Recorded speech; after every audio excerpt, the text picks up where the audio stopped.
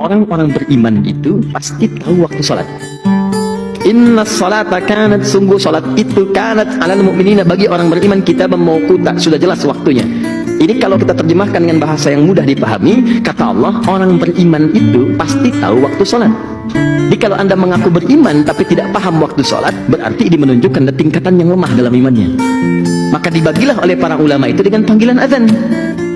Bagaimana cara membaginya? Dibagi kepada 3 level. Ada yang standar, standar keimanan. Standar itu saat dipanggil dia baru datang. Dia dipanggil misal subuh sekarang 4.38 misal. Terus adzan, Allahu Akbar, Allahu Akbar, adzan. Begitu adzan dia datang. Itu menunjukkan imannya standar. Nah ini. Ayo. Allahu Akbar, Allahu Akbar, cepat, siap-siap, sudah adzan. Standar. Oke?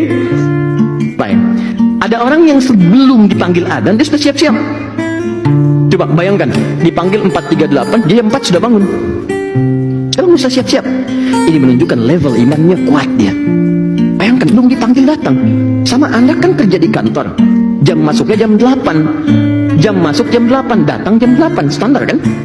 Ya kan? Objektif kan? Baik, fair. Dipanggil jam 8, jam kerja jam 8, datang jam 7. Wow. Ya, kuat kan? Hebat kan? Etosnya kuat ya. Sama, dipanggil 4.38, datang jam 4. Ini orang hebat. Tapi kalau persoalannya dipanggil 4.38, datang jam 8.34. Dia baru bangun dan gak ingat sholat. Ya, dia cuma tahu skornya 3-1 misalnya kan. Begitu bangun 3-1, Muhammad Salah ngegolin kan. Nah, tapi maaf, untuk urusan sholat dia tidak paham. Ini menunjukkan imannya lemah.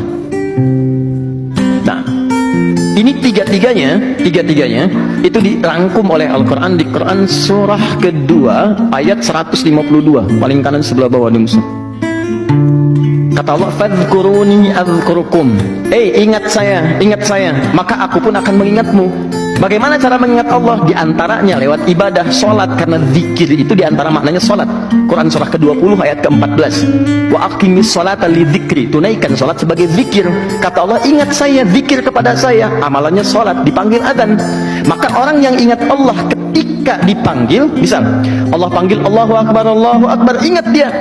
Maka Allah pun akan ingat kepada dia saat hamba itu memanggilnya. Feedbacknya begitu. Jadi kalau anda misalnya berdoa nih, ya Allah mohon, anda biasanya dipanggil oleh Allah baru respon, maka Allah pun merespon anda saat anda memanggilnya. Kalau anda nggak doa, Allah nggak perhatikan anda. Tapi kalau anda bisa datang, misalnya datang sebelum dipanggil, panggil 4.38, datang jam 3.48, datang jam 4, datang jam 2, maka Allah pun akan memanggil, memperhatikan anda jauh sebelum anda memanggilnya. Ada orang-orang yang hidupnya seakan tidak punya masalah, padahal bukan tak punya masalah. Sebelum dihadapi, diringankan masalahnya oleh Allah sebelum dia memanggilnya.